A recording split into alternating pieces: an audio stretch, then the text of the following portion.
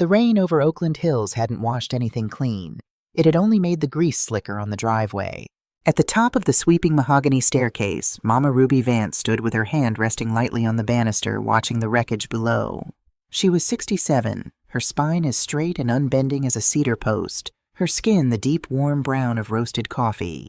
She wore a tailored black wool suit, not the cheap synthetic kind, but the fine heavy weave her husband Jackson had bought her for their 30th anniversary. Under the wool, she still carried the smell of wet cemetery earth from that morning, and beneath that, the sharp medicinal note of peppermint oil rubbed deep into the swollen knuckles of both hands. Below her in the grand foyer, the morning was already finished. It felt, in fact, like it had never really started. The front doors stood open to the gray California chill. Men in muddy work boots tracked back and forth across the Persian rugs, hauling flat-packed cardboard boxes. It wasn't a moving company directing them. It was her own blood. "Careful with that cabinet," Clarissa's voice cut across the foyer sharp as a fork scraped against bone china. Ruby's daughter-in-law stood near the door in a belted designer trench coat, an iPad clutched to her chest with manicured fingers. "That's authentic pre-war mahogany. It's going to the guest house in Aspen. Joseph, tell them to mind the corners." Joseph, Ruby's only son, the boy she had rocked through midnight fevers, the man whose Ivy League tuition she had budgeted down to the last dollar at this same kitchen table, didn't look up from his phone. "They know what they're doing, Clarissa. Just make sure the inventory matches what we sent the appraiser. We need this house staged and listed by the end of the month." High above the archway, tucked into the crown molding, a small camera dome blinked its steady green light, part of the security system the company had installed the year Vance Holdings went public, feeding a corporate server nobody in this family had thought about in years. A young mover lifted a silver-framed photograph off the hallway table. It was Ruby and Jackson in 1984 standing in front of their first cramped storefront in downtown Oakland, their smiles young and fierce, their hands laced together. "Donation pile young," Clarissa said, waving toward a box by the door without even glancing at it. "We don't need the old lady clutter if we're modernizing this place for the market." The mover dropped the frame in. Glass cracked with a small, airless snap. Ruby didn't flinch. She closed her eyes for exactly one breath, feeling her own heartbeat slow and even beneath the wool. Let them pack, she thought. Let them count the skin before the lion is even dead. She came down the stairs without a sound, her low heels swallowed by the thick carpet. When she reached the bottom, neither her son nor his wife turned to look at her, as if she had already become a ghost, an inconvenient piece of furniture the last owner had forgotten to haul away. "Joseph." Her voice wasn't loud. It didn't need to be. It carried low and even across the whole cavernous room. Joseph's thumb paused over his screen. He looked up, and for half a second something like irritation crossed his face before he smoothed it into a practiced, patronizing smile. "Oh, Mama, you're up. You should be resting. Yesterday was a lot on your heart." "My heart is fine, son." Her eyes didn't leave his. "Why are there boxes in my hallway? Your father's been in the ground less than a day." Clarissa stepped into her smile tight and glossy, the kind wealthy women keep in reserve for a difficult employee. "Mama Ruby, honey, we're just trying to take the weight off your shoulders.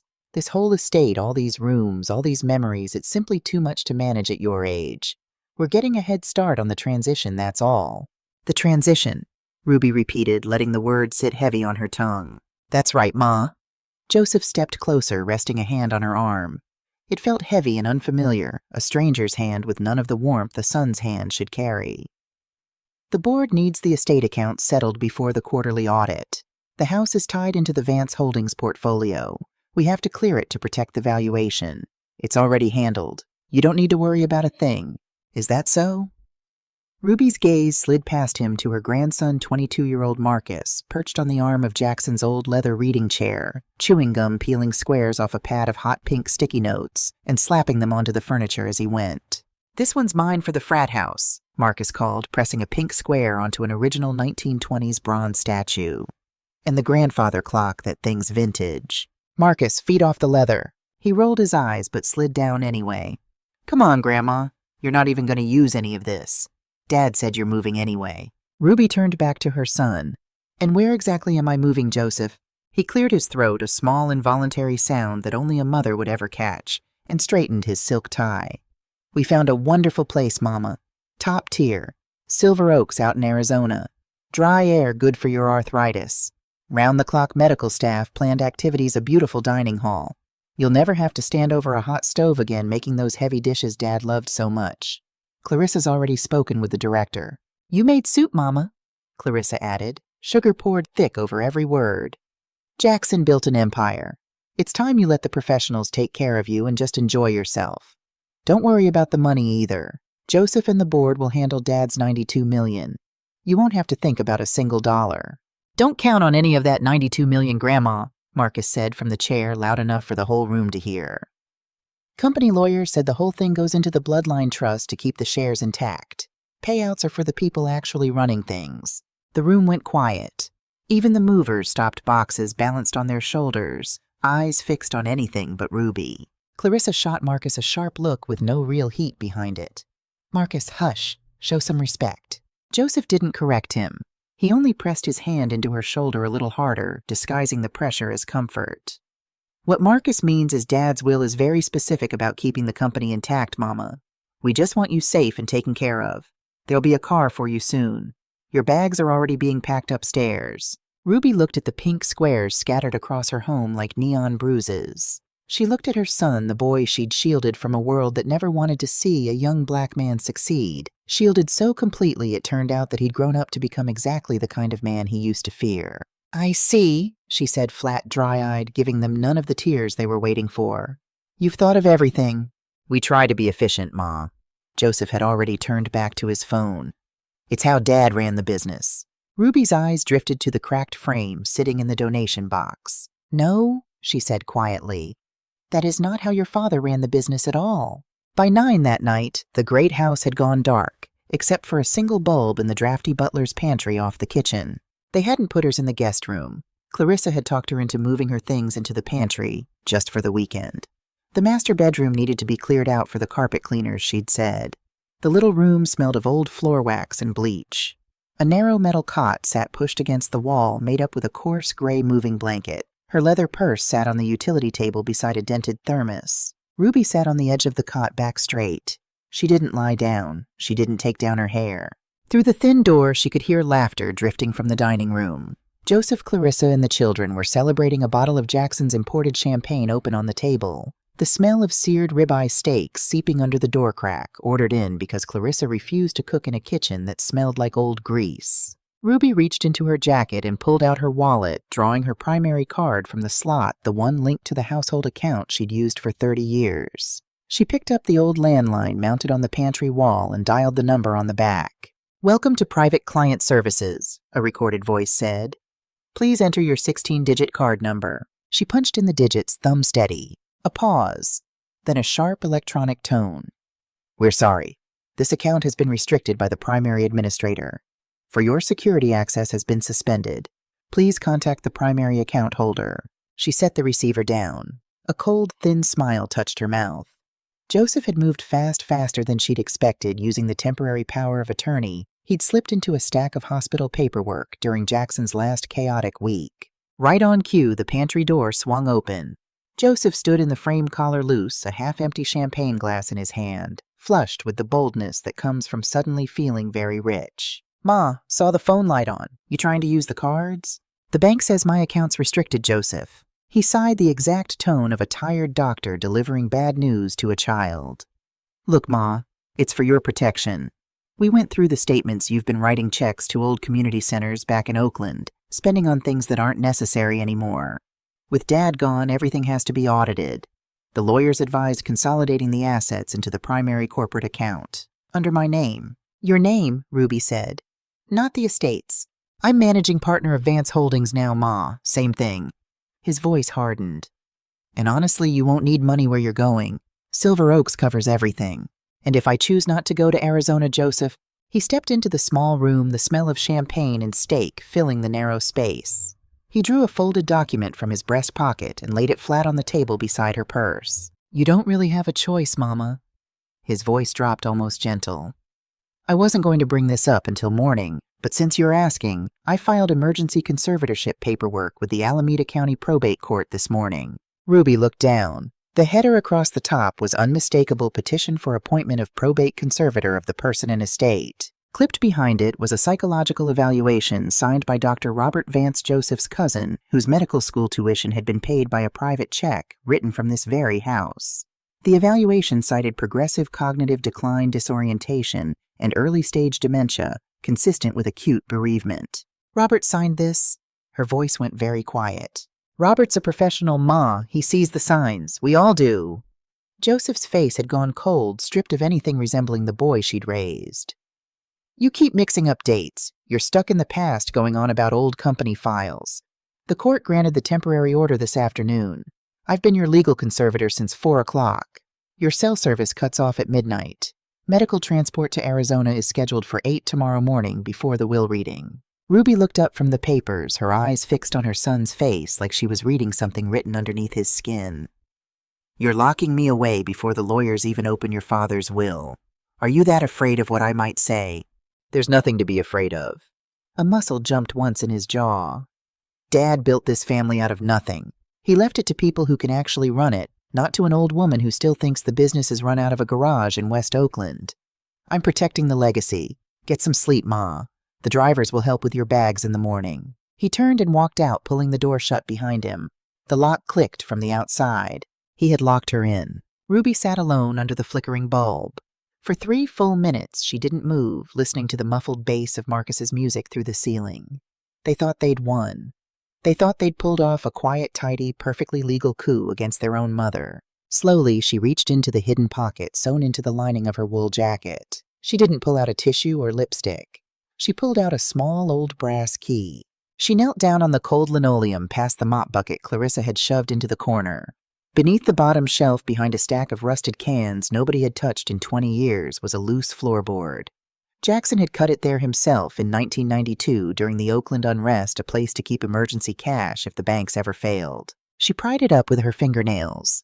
Underneath lay a heavy worn leather binder closed with a rusted steel lock.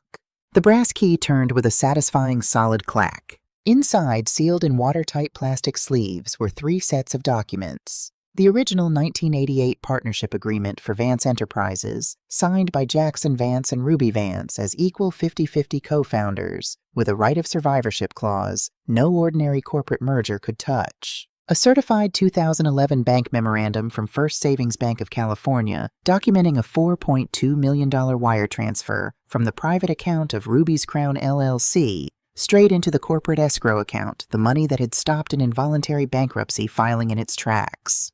And 60 handwritten pages of algorithmic modeling for supply chain logistics and dynamic asset valuation, dated 2011, the exact blueprint behind the software that had saved the company and driven its IPO. Every page was written in the same elegant old-fashioned cursive, each one stamped in the bottom corner with a registered professional mark and 2 initials, EBS. Eleanor Brightwood Sinclair. Ruby drew a slip of paper from her wallet. A private unlisted number written in blue ink belonging to Arthur Alden, senior founding partner of Alden Sterling, and Croft, the oldest and most feared estate law firm in San Francisco. She picked the landline back up. The line was still live.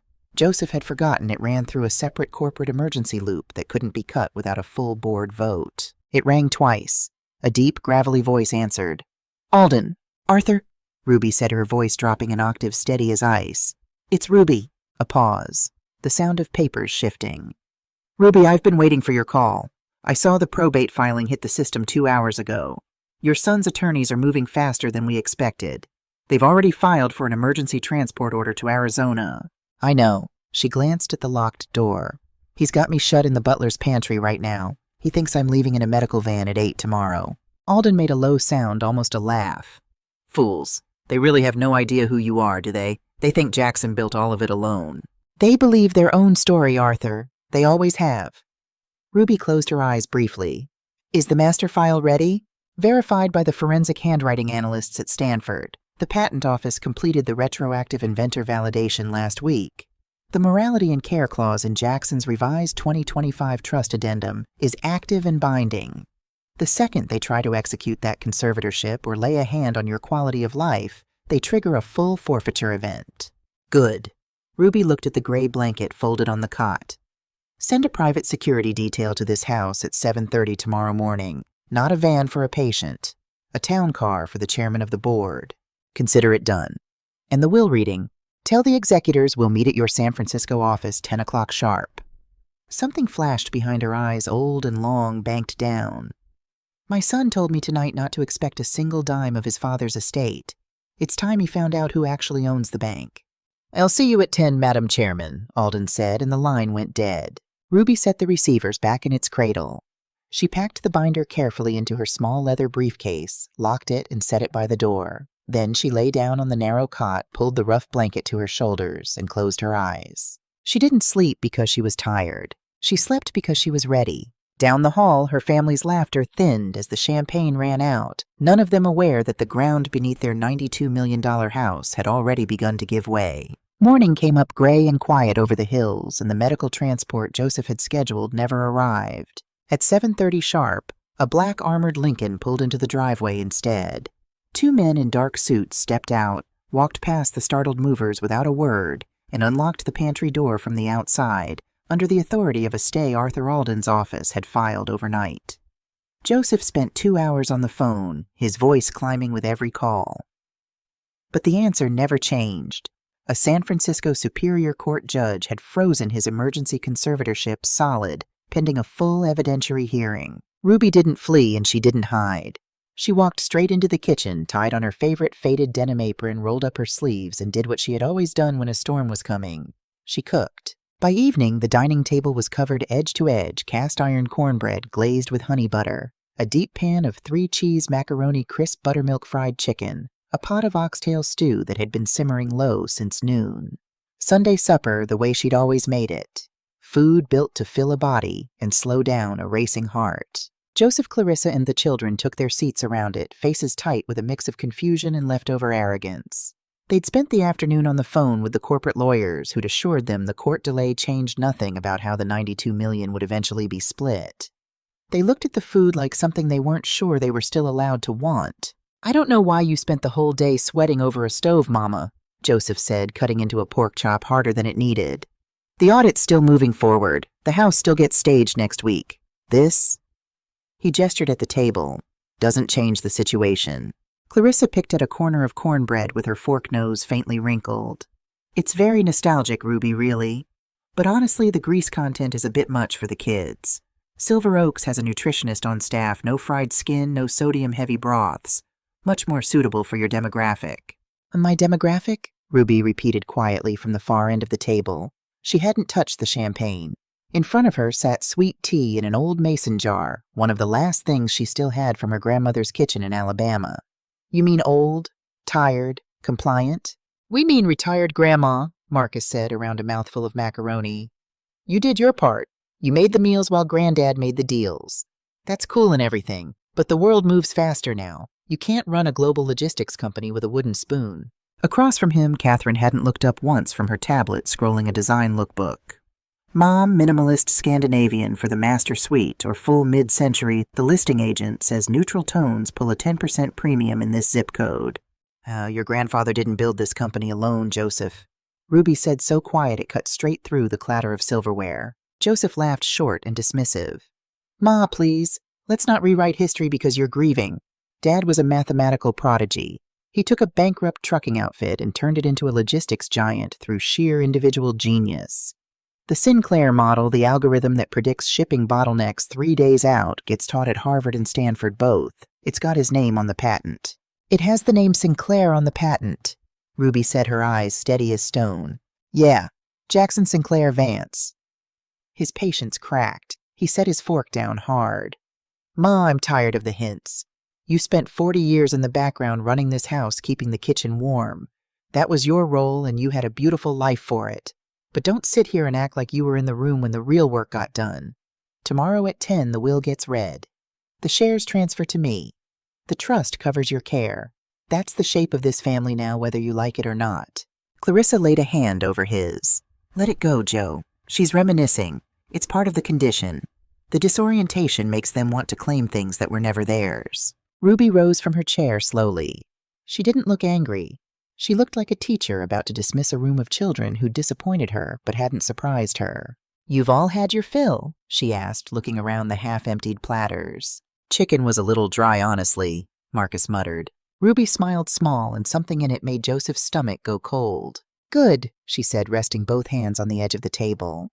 "I picked these dishes tonight on purpose. This is soul food. It's the food of survival, what my people cooked when all they had were scraps and turned it into something rich enough to carry generations forward. I built this kitchen. I built the bodies sitting in these chairs." She let that settle her eyes, finding Joseph's until he looked away. "I fed you this food so you'd have the strength to grow up," she said, her voice dropping low, filling the room like the first roll of thunder before a storm. "I did not feed you so you'd have the strength to betray me. Eat well tonight. Look hard at these walls, because I promise you this is the last free meal you will ever eat under my roof." She walked out without waiting for an answer, leaving a silence behind her that no one at the table knew how to fill. By 9:45 this next morning, a thick fog had rolled over San Francisco's financial district, blurring the tops of the glass towers. The 42nd floor conference room at Alden, Sterling, and Croft was built for exactly one purpose: to make people feel small. Floor-to-ceiling glass looked out over the gray sweep of the bay. A slab of polished black quartz ran the length of the room, ringed by 12 leather chairs. Joseph and Clarissa sat on the right side of the table, flanked by 2 Vance Holdings attorneys, who kept glancing uneasy at the empty chair at the head of the table. Marcus and Catherine sat behind them, thumbs moving over their phones, bored. At 10 exactly, the oak doors opened. Arthur Alden came in first, 72 years old, silver-haired with the kind of pale blue eyes that had ended careers on Wall Street, a gold-trimmed leather briefcase in one hand. Behind him came Mama Ruby. She wore the same black wool suit, but today an emerald silk scarf was pinned at her collar with a heavy gold brooch shaped like a crown. She didn't look like a woman on her way to a conservatorship hearing. She looked like a monarch arriving at her own coronation. She took the seat at the head of the table. Alden sat to her right. Joseph leaned forward immediately.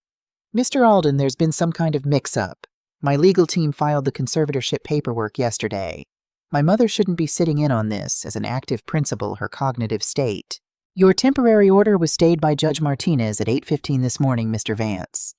Alden didn't look up from his briefcase. "And if you mention your mother's cognitive state in this room one more time, I'll have building security remove you for attempting to intimidate a client. Are we clear?" Joseph's face went red. One of his attorneys leaned over and whispered something urgent in his ear. He sank back, jaw tight. "We're here." Alden began settling his reading glasses on his nose to execute the final wishes of Jackson Sinclair Vance and settle the corporate structure of Vance Holdings, LLC. "Let's get to the numbers," Clarissa said, impatient. "The portfolio's valued at $92 million. Board bylaws require a 60% majority for share transition, which defaults automatically to Joseph as the sole surviving biological heir under the 2008 charter. The 2008 bylaws," Alden said, a thin smile crossing his face, "were superseded in 2011 when this company nearly didn't survive to become a company at all. Let's review that year." He slid a document across the table. 15 years ago, Vance Enterprises faced an involuntary bankruptcy filing. The banks had frozen its lines of credit. The firm needed $4.2 million fast to secure the federal logistics contracts that would eventually carry it to its IPO. "Joseph, do you know where that money came from?" Joseph frowned. "Dad brought in a private venture partner, Ruby's Crown LLC, a silent equity injection. He bought them out 5 years later." "No," Alden said. "He didn't buy them out. You can't buy out the person who owns the foundation." He slid a second document forward, a certified 2011 memorandum from First Savings Bank of California, documenting the liquidation of a private trust belonging to one Eleanor Brightwood Sinclair Ruby's maiden name. That $4.2 million came from the sale of commercial property in West Oakland and a portfolio of blue-chip stock your mother inherited from her grandfather, Alden said. Ruby's Crown LLC wasn't a venture fund. It was a private holding company built for one reason: to protect your mother's own wealth. She put that money in under a non-dilutable preferred stock agreement. Joseph's attorneys grabbed the paper, scanning fast. One of them read aloud, quiet, "This clause gives the preferred shares permanent veto power over any board transition if the transition is driven by familial elder abuse or hostile restructuring." "That's not possible," Joseph said, his hand trembling as he reached for the page. "Dad would have told me. He ran the numbers. He built the technology." "Wow. Your father ran the business, Joseph, because in 2011 he was the face Wall Street wanted to see," Ruby said. Her voice was calm, unhurried, without a shred of doubt in it. They weren't going to hand a $40 million valuation to a company whose core technology had been designed by a black woman from Oakland. So your father and I made a choice. He took the podium. I took the ink. She reached into her briefcase and set the yellowed handwritten manuscript on the table. This is the original architecture of the Sinclair logistics model, she said, tapping the plastic sleeve. Every formula, every line of it written by my own hand at our kitchen table while you slept upstairs, Joseph. I graduated top of my class in mathematical finance from Spelman College in 1981. Your father could sell anything to anybody. He couldn't solve a differential equation to save his life. This is a lie, Clarissa hissed, her composure finally cracking. A pathetic attempt to steal credit from a dead man. Mr. Alden, Ruby said, not looking at her. The registration, please. Alden slid across a final document, a sealed certificate from the U.S. Patent and Trademark Office. Patent number 1229157B, known publicly as the Vance Stabilization Model, was filed under the name E.B. Sinclair. 3 days ago, a formal review confirmed the inventor of record as Eleanor Brightwood Sinclair Vance. The intellectual property was never the corporation's to give away. It belongs and has only ever belonged to its author. Licensing revenue currently runs at $9.4 million a year, held in a restricted trust over which, as of this morning, Ruby Vance has sole discretion. The room went so quiet the ventilation system sounded like a jet engine. Joseph's attorneys set down their pens. You? Joseph's voice cracked, the last of his composure gone. You wrote the model. I drew the map, son. Ruby said, sorrow and something harder mixed together in her eyes. And all of you assumed it appeared by accident because it came wrapped in an apron. Clarissa slammed both hands on the table chair, rolling back into the glass wall behind her. It doesn't matter. The will still dictates the estate, the house, the liquid assets, all of it goes to Joseph as primary heir. Ah. Alden turned to the final section of his binder. The Master Testament. Specifically the 2025 addendum executed 3 months before Jackson's passing.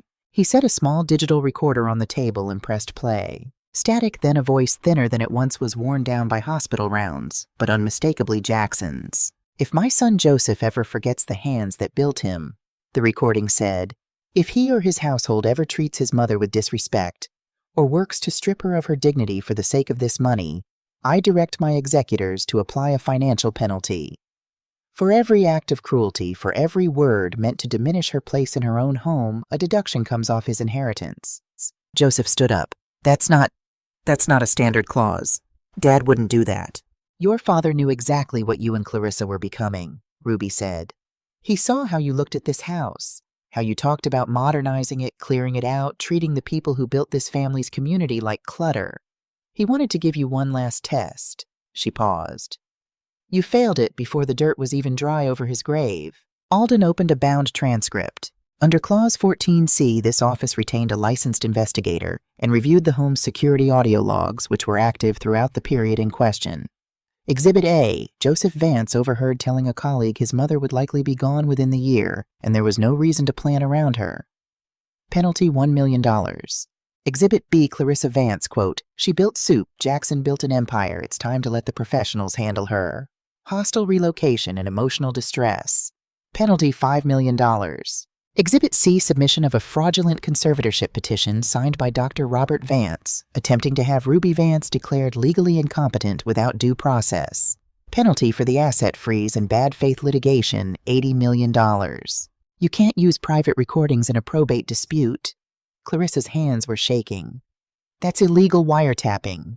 The system belongs to Vance Holdings, LLC, Alden said without a trace of feeling, of which Ruby Vance is the sole surviving founding partner.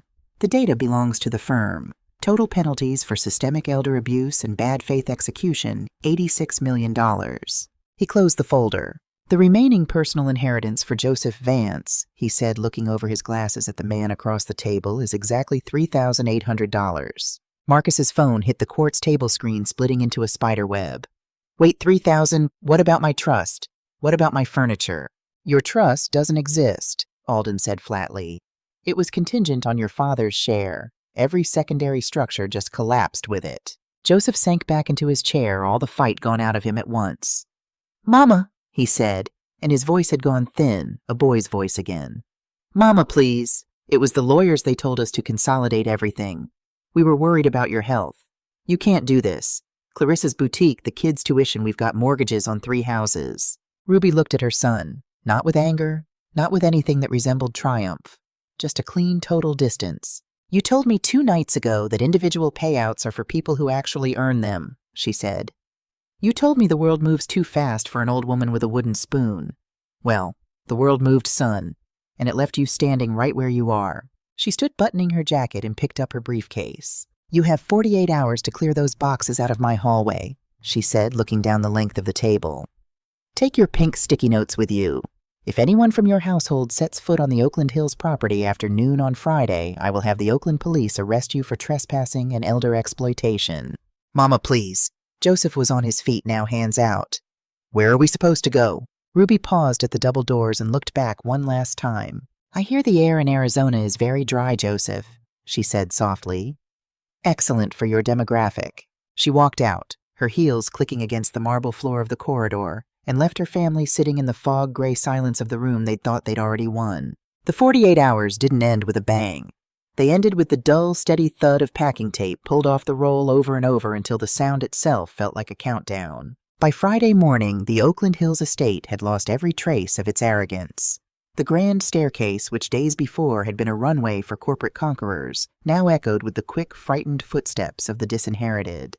There was no laughter left in the house at all. Clarissa's manicured fingers were raw now, stained with dust and grease, as she stuffed her designer dresses into garbage bags. Her makeup had run and dried in streaks.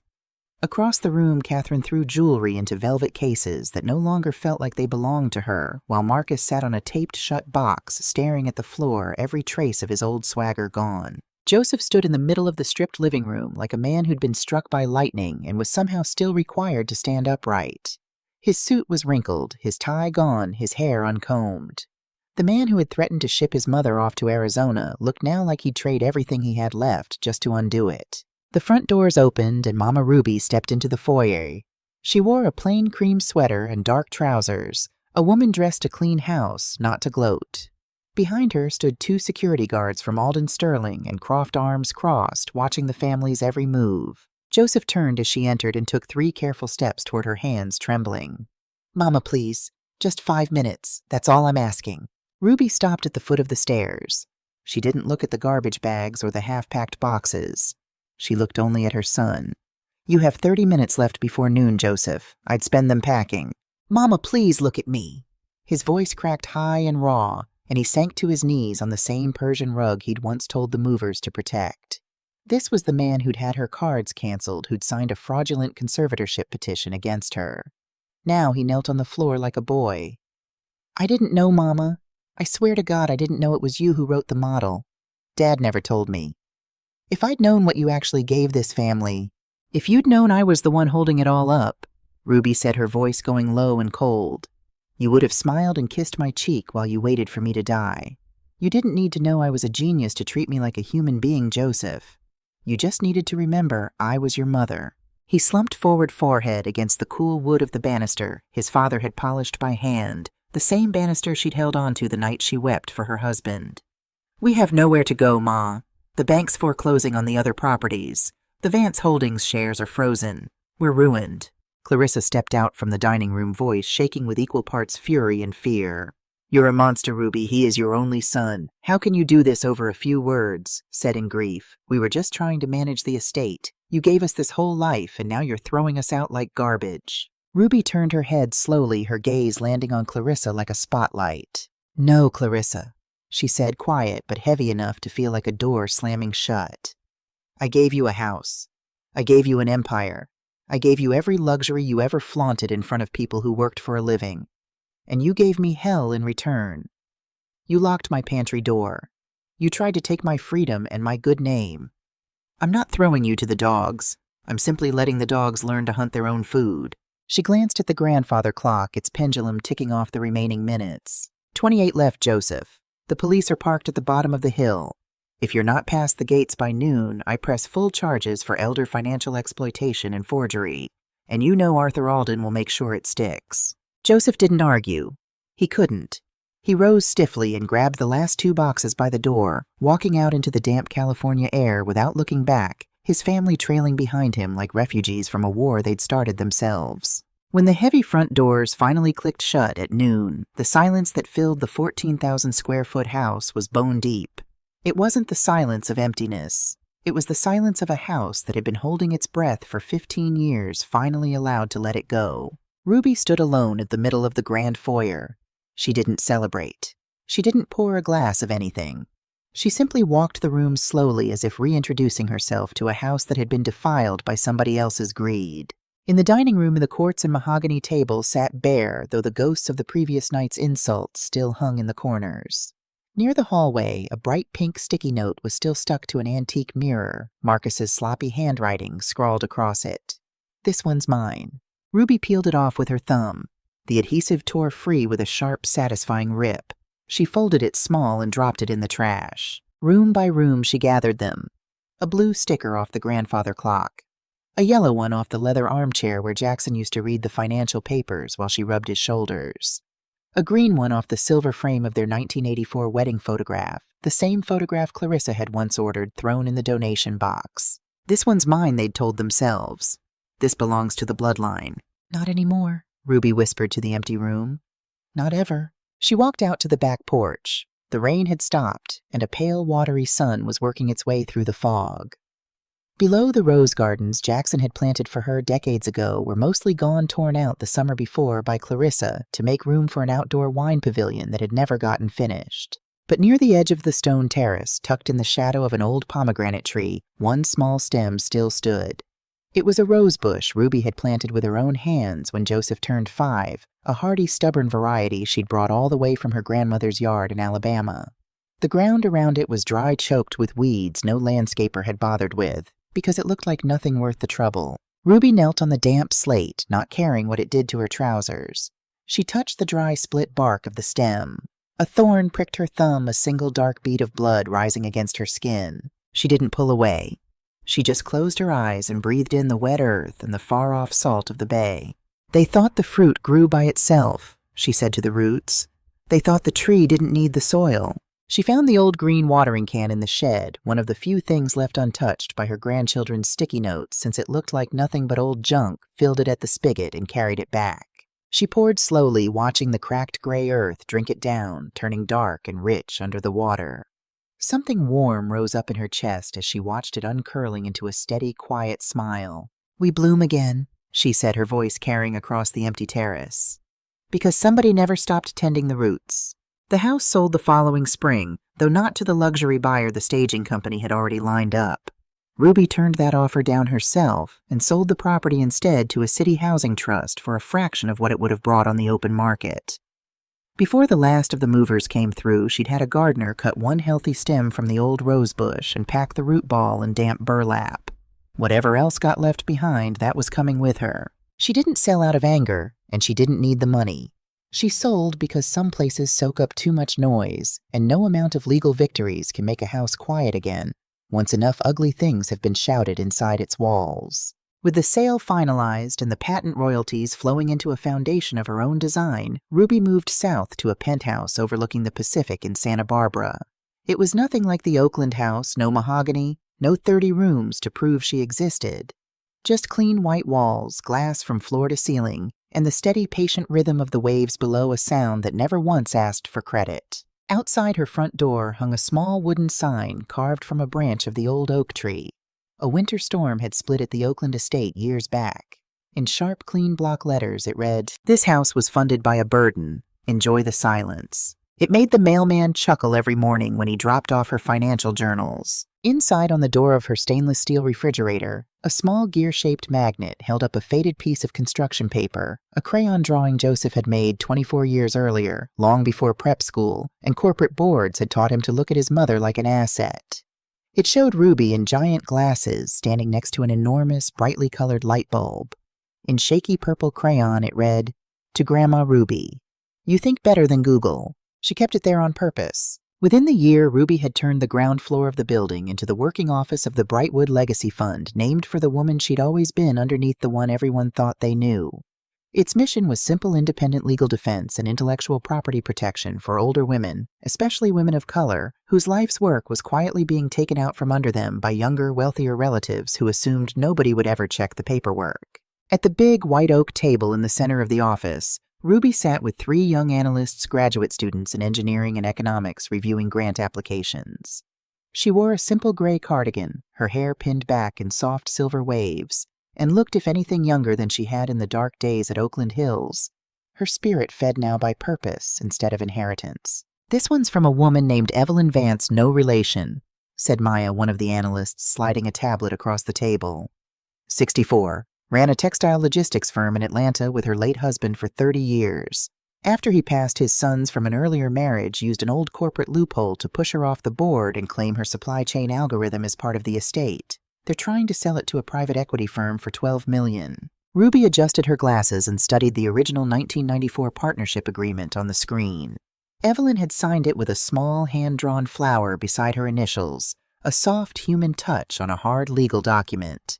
"They think because she drew a flower she didn't understand the math," Ruby murmured.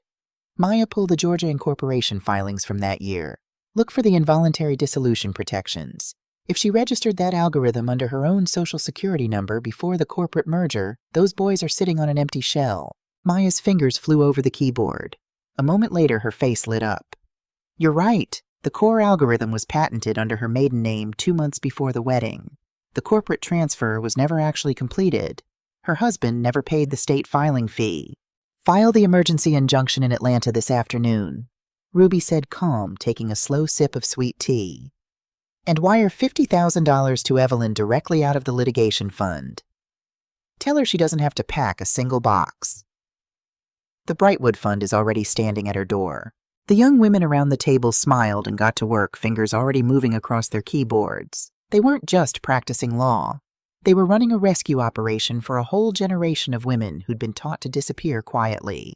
3 months after the will reading, the headquarters of Vance Holdings looked less like a logistics empire and more like a ship that had already gone down. The $3,800 left to Joseph had disappeared within 48 hours, swallowed by overdraft fees on accounts he'd already leveraged hard against a $92 million inheritance that was never going to arrive. He was renting a small, dim office now in a low-cost building in Oakland, having been stripped of his title, his corner suite, and his company car. The smell of expensive cologne had given way to cold coffee and cheap printer paper. His tailored suits were gone, replaced by an off-the-rack blazer with a fraying cuff he couldn't afford to fix. The court rejected the appeal. Joe Hay, his new attorney, said a young public defender who looked entirely out of his depth, dropping a stack of papers on the desk. "Alden filed a countersuit on your mother's behalf. Criminal charges for elder financial abuse and forgery. Your cousin Robert already flipped. Full confession. Says you promised him 2% equity in Vance Holdings if he'd falsify the medical evaluation." Joseph pressed his palms against his temples. His hair, once perfectly styled, had gone unkempt, threaded now with gray that hadn't been there 3 months earlier. He gave them a confession. He swore he'd stand by that diagnosis. "He's trying to keep his medical license, Joe. Nobody's standing by you on this." The board voted to cut the Vance name off the company entirely. The Sinclair models being licensed back to Vance Holdings under a new structure, but the royalties go straight to your mother's foundation now. This company was never yours. You're just a name they're trying to scrub off the letterhead. The door burst open, and Clarissa came in carrying 2 heavy grocery bags, her eyes wide with a kind of frantic energy that hadn't been there 3 months ago. Gone were the designer coats and the manicure. What was left looked hollowed out. "The bank froze the boutique's checking account, Joseph." She dropped the bags on the desk. "They said our credit line's been pulled for misrepresentation on the loan paperwork. We owe $84,000 on the Piedmont lease by Monday, or the marshals come for us. Eviction, Joseph, in front of the neighbors." Joseph didn't look up. He couldn't stand to see the panic on her face, the same panic they'd once tried to force on his mother in a butler's pantry. "There's no money, Clarissa. I've called every partner from Palo Alto to Sand Hill Road. The second they hear the name Ruby Vance owns the patent, they hang up." "Then go to her." Clarissa's voice cracked, and she grabbed his hands away from his face. "Go to Santa Barbara. Get on your knees. Cry if you have to. She's a mother Joseph mothers don't let their children starve. Tell her the kids are dropping out. Tell her Marcus is bagging groceries. She's got millions sitting in a vault while we're eating canned soup in a basement." Joseph looked at his wife. His eyes hollow, all the arrogance that had defined him for 40 years finally burned away. He thought of the cold, glossy smile Clarissa had given his mother the night she'd called soul food old lady clutter. He thought of his own voice saying, "Don't expect a dime. She's not ignoring us because she's angry, Clarissa." He said, his voice gone dead and quiet. "She's ignoring us because to her we already left. We treated her like she was invisible for 15 years. Now she's just letting us find out what that feels like." None of this reached Ruby as gossip. It reached her as paperwork. Arthur Alden came by the penthouse office one afternoon with an update and a letter. "Piedmont went to the sheriff's auction this morning," he said, setting his case down. "Joseph's car was repossessed last night. Clarissa filed for legal separation, trying to protect what's left of her boutique inventory, but the court's treating the whole estate as shared marital debt." Ruby watched a pair of pelicans skim the waves outside her window. "And the children?" Marcus dropped out of his fraternity. He's working a warehouse job near the state college now, ironically one that runs on your software. Catherine's taken a leave of absence working for a design firm in LA. They're learning what a dollar's actually worth. The hard way. "Good," Ruby said, and there was no pleasure in it, only a deep, tired gravity. "I spent 40 years making sure Joseph never felt cold or hungry. I thought I was protecting him. I was only feeding his shadow until it swallowed his heart." Alden drew a folded sheet of yellow legal paper from his portfolio. "He sent another letter to the office yesterday. No lawyers this time, no estate talk. Just a meeting a son and his mother." Ruby looked at the paper. She recognized the slant of the handwriting. She'd corrected that same slant at the kitchen table when she taught him his letters all those years ago with the stove going behind them. "Tell him no, Arthur." Alden's pen paused over his notebook. "No, not even to discuss a settlement on the criminal charges. If I see him now, he'll look at me and see $92 million, Ruby said, her eyes still on the horizon. "He'll see a door he can still talk his way through if he cries hard enough. I don't want him to see my money ever again, Arthur. I want him sitting in that little rented room, smelling the floor wax and the bleach, looking at his empty pockets until he finally remembers the woman who used to fill them." She closed the portfolio herself, a small final gesture. "The law will run its course. He'll serve his probation, pay his restitution, and learn to live on what he actually earns. When he can look at a bowl of soup and truly understand what it costs in time and care and in sacrifice to make one, only then will he be ready to hear my name again." 6 months after the will reading, Clarissa Vance stood on the front step of the house in Piedmont for the last time, watching the crew load the last of the furniture that hadn't already been sold to cover legal fees. Her rings were long gone. Her nails, once manicured every week without fail, were bare and bitten short. She didn't scream.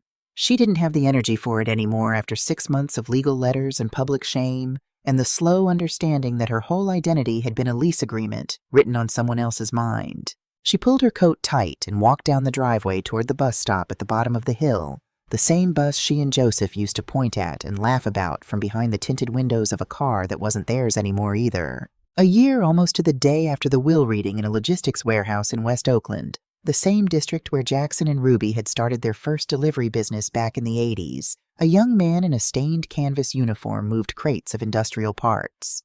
It was Marcus.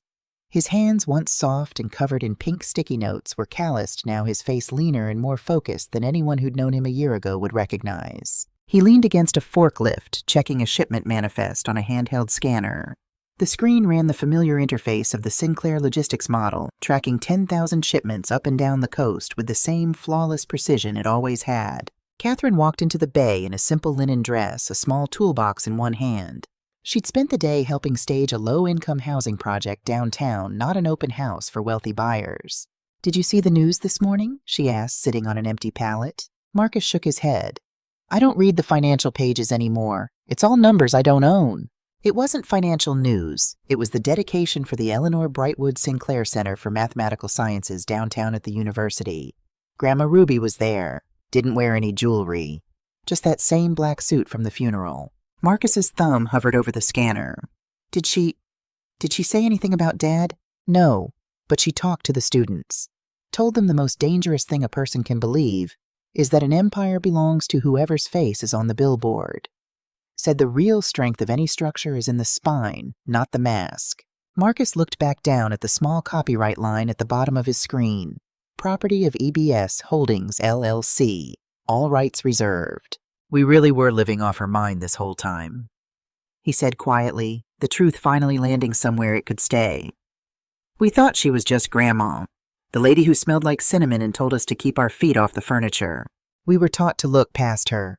Catherine said, eyes wet, watching the gritty street outside. Dad taught us money was something you inherit by right, not something you earn people's respect for.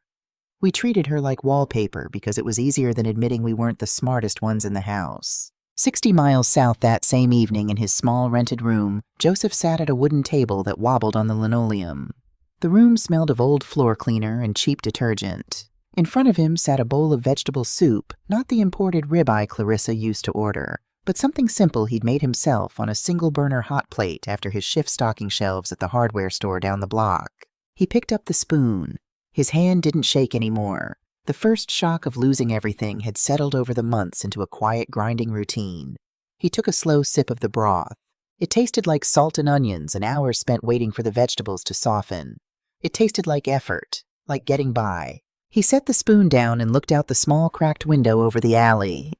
A rose bush had pushed up wild through a crack in the concrete, below its stems untidy, but its small red blooms fierce against the gray brick. He reached into his pocket for the one thing he'd kept from the Piedmont house when it was cleared out, a copy of the 1984 photograph of his parents in front of their first garage office. He looked at his mother's young face in it, her eyes lit with a fierce, untamed intelligence he'd spent his whole adult life managing not to see. A single tear hit the yellow legal pad in front of him. He didn't wipe it away. He picked up his pen. "Dear Mama," he wrote the letters small and careful. "The soup is hot tonight. And for the first time in my life, I think I finally understand how much it cost you to make it." The sun was setting over the Pacific when Arthur Alden came by the penthouse one last time, a courier envelope in hand sealed with the wax stamp of the Oakland Probate Court. The final restitution order came through Ruby. He set the envelope on her desk. 48 months with 3 years supervised probation after. Restitution of $4.2 million to be repaid through the sale of what's left of his personal assets. He entered a plea of no contest, didn't say a word during the whole proceeding. Ruby didn't open it right away. She kept her eyes on the water where the lights of a distant cargo ship blinked against the dark horizon, guided safely through the coastal channel by the very algorithm she'd written 30 years earlier at her own kitchen table. "Did he get my answer about the meeting?" she asked. "Yes, I delivered it myself." He was sitting at that little table of his eating. He looked smaller, Ruby, but his eyes were clear. He looked like the boy I remember from 30 years ago, before the money took his name away from him. Ruby nodded slowly. She reached up and touched the gold brooch at her collar, the one shaped like a crown passed down through 3 generations of women who'd refused to let the world talk over them. "Every empire falls eventually, Arthur," she said, her voice low, almost gentle, matching the rhythm of the tide below her window. "But the soil stays. It doesn't care about pink stickers or staged listings. It only cares about the hands willing to do the work." She reached for Joseph's letter. Alden had brought a copy along with the court papers. She read it once, then again, her thumb resting lightly on the line about the soup. She didn't answer it. Not yet. But she folded it carefully and set it in the drawer of her desk next to a stack of scholarship applications, waiting for her signature, rather than in the trash where a less patient woman might have put it. Some doors she'd learned didn't need to be answered to stay open. Back in Santa Barbara, Ruby walked down the wooden steps from her building onto the quiet white sand. She wasn't in her black wool suit today. She wore canvas trousers, a soft linen shirt, and a wide straw hat against the glare. In her hands, she carried a heavy ceramic pot, the rosebush cutting she'd carried out of Oakland Hills the day she left it behind for good, the one she'd planted the day Joseph turned 5. It had looked all but dead when she first took it, brittle stem split, bark thorns gone dull. But months of ocean air, steady sun, and patient, uninterrupted care had done what the high-priced landscapers back home had always assumed was impossible. A small green shoot had broken through the soil near the base, no bigger than a ladybug's wing reaching for the sun with an old, stubborn strength. She found a sheltered spot near the base of the cliffs where the wind couldn't tear at new leaves, but the afternoon sun still reached the ground. She knelt in the sand, dug a clean hole with a hand trowel, and mixed in rich soil she'd carried down from her own kitchen. She set the cutting in the ground and pressed the earth gently around it with her bare hands. "You don't need a big house to grow, little one," she said, her voice folding into the steady roar of the surf. "You just need to know exactly where your strength comes from." She stood, brushed the sand from her trousers, and looked out over the water. Container ships moved along the horizon, tiny dark shapes navigating the shipping lanes by the same mathematics she'd once written by candlelight, while her family slept upstairs, never once asking who'd done the work. They were still building fortunes off her mind. Wall Street was still running on her calculations. But the difference now was that the silence belonged entirely to her. It wasn't the silence of a woman staying quiet anymore. It was the silence of a woman who'd already won. She turned and walked back toward the penthouse, her footprints sinking deep and clear into the wet sand footprints the tide would wash away by morning, leaving the beach exactly as it should be. Spotless, quiet, hers.